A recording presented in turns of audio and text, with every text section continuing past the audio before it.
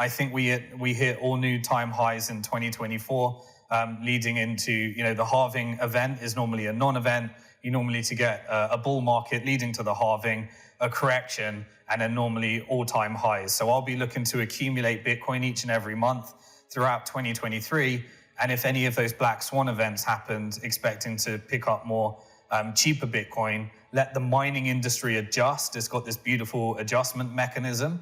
And we go on. And the thing that's worked throughout this whole process is good old-fashioned Bitcoin, owning it, owning your own key, diversifying, making additional investments if you choose.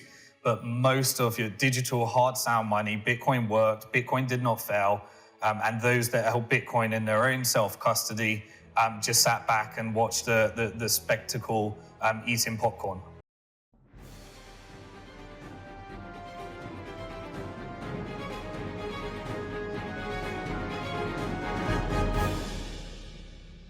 One of the biggest questions Bitcoin investors have nowadays is when Bitcoin will finally hit its all-time high again. To answer that, today we are going through an interview with Simon Dixon, master in economics, ex-investment banker, stockbroker, and trader, and the founder of Bank to the Future. Simon will explain what happened in 2022 and his perspective on the FTX scam, who's right and wrong, and what's coming next to Bitcoin, so pay close attention. 2022 was a rough year.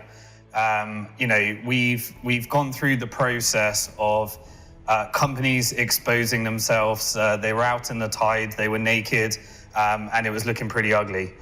So really, we've been flushing out our crypto villains, and we've had our fair share of drama in crypto villains. We've now got 5 companies in Chapter 11. The tragedy behind that is that's millions and millions of people that, somewhere between 1 and 5 million people that have all stuck with their funds. Some of those were, just good actors that made really bad decisions, and others were really bad actors that have made really bad decisions and are now in prison for those decisions that they've made. It all started off with the first one to go in Chapter 11 was Voyager. And Voyager was, it really exposed to FTX. FTX had about a $400 to $500 million loan, and they immediately, SBF tried to come in and swoop it up and hide its fraud. Then we had Celsius as well, and Celsius was the one where I was one of the 21st largest creditor in that one. So I've been intimately involved with all the different court cases. 6 months later, the lawyers have spent tens of millions, and we're still really where we started.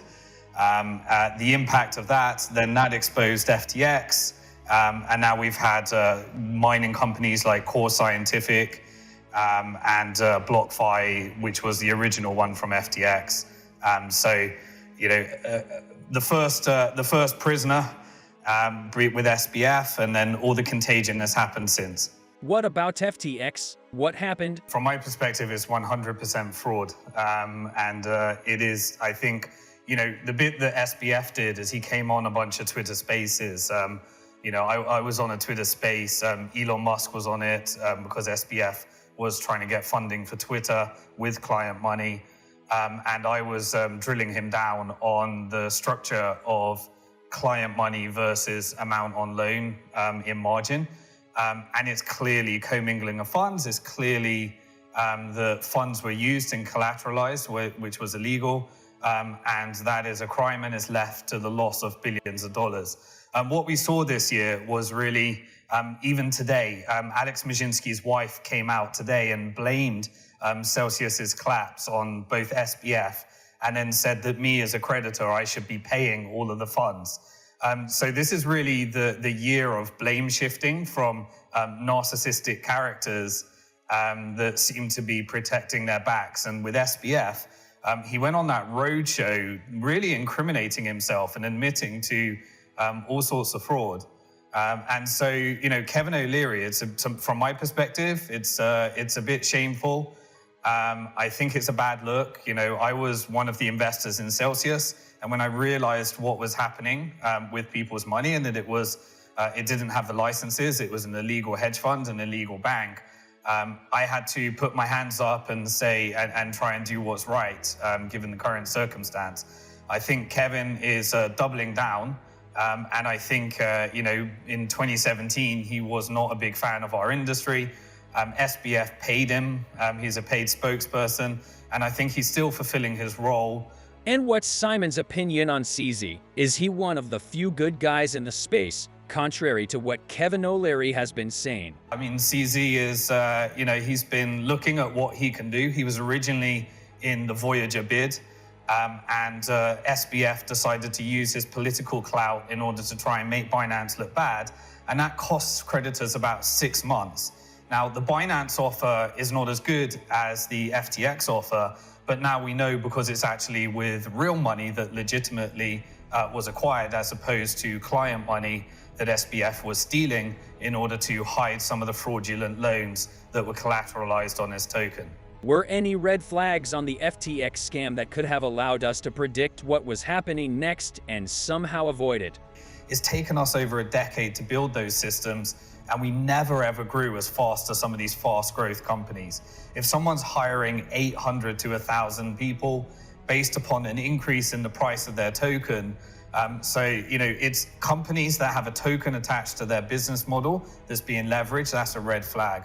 A company that grows too fast, trying to catch up with companies like Coinbase, which have been around since 2011, really those companies that were trying to replicate the Binance story, which is grow a token really fast, become a massively fast growing company, and try and fix the things later. Those are the red flags. I think slow and steady wins the race. The faster they grow, the faster they fall. We also saw lots of shady activities, if you're a bit more sophisticated, with naked shorting, the numbers just not adding up, celebrity endorsers, TV adverts, and just really, where did SBF come from? I hadn't heard of him. I've been in this industry from the beginning, and suddenly we're told that there's this new expert, but where did he actually come from? We rely upon other people, and it's just that human laziness of if all of these VCs backed him, then it must be true. The one thing that I've learned from this is, nothing is ever as it seems.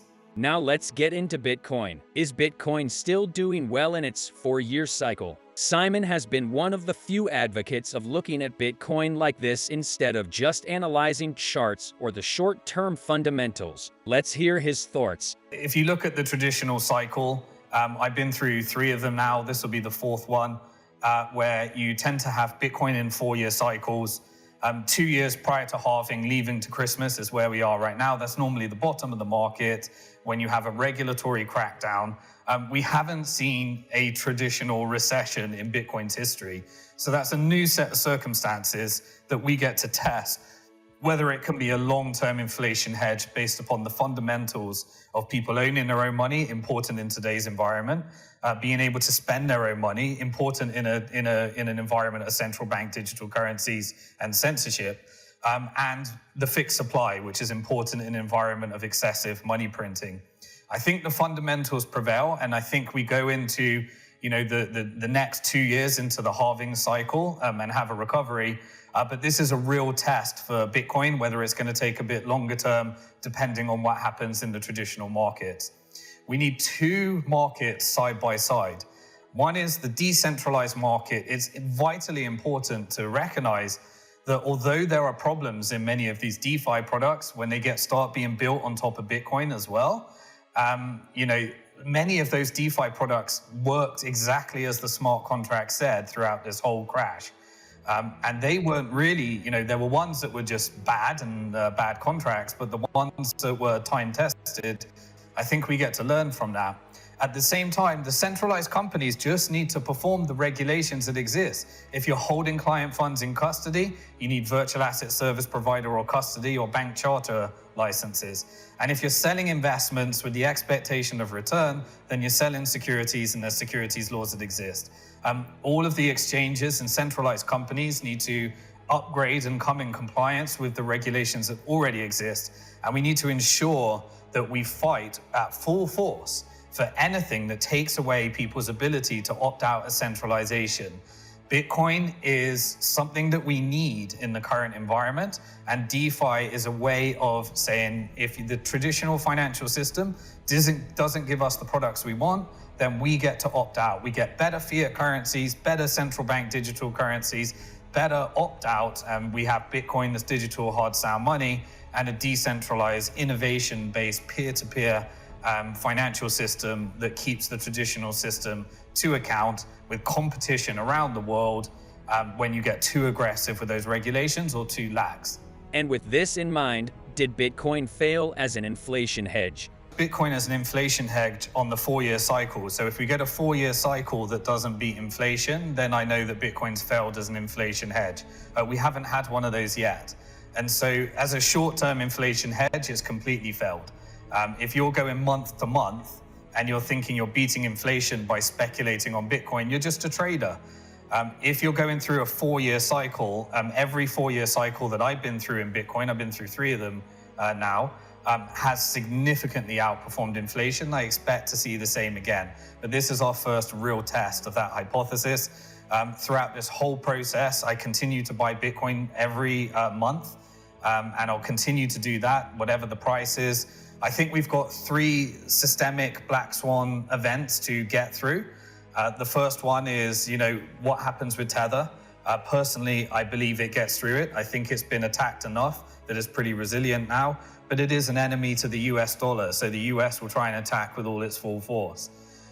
We also have the Binance situation, again, an enemy of the US because they have their US and non-US, and the US will want to bring everything within their data flow.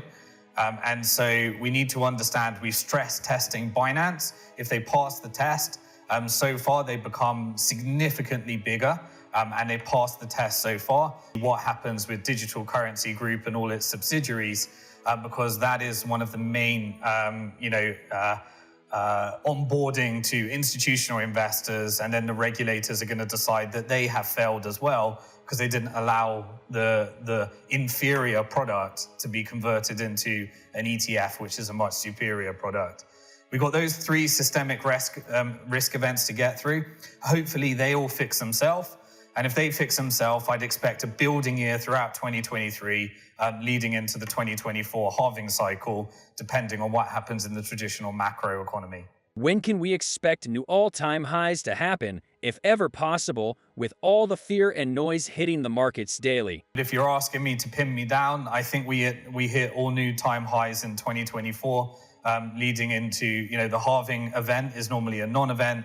You normally to get a bull market leading to the halving, a correction, and then normally all-time highs. So I'll be looking to accumulate Bitcoin each and every month throughout 2023.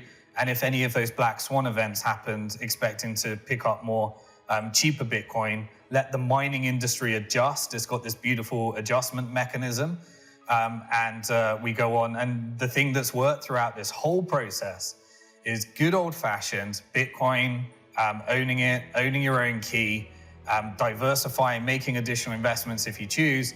But most of your digital hard sound money, Bitcoin worked, Bitcoin did not fail. And those that held Bitcoin in their own self-custody just sat back and watched the spectacle eating popcorn.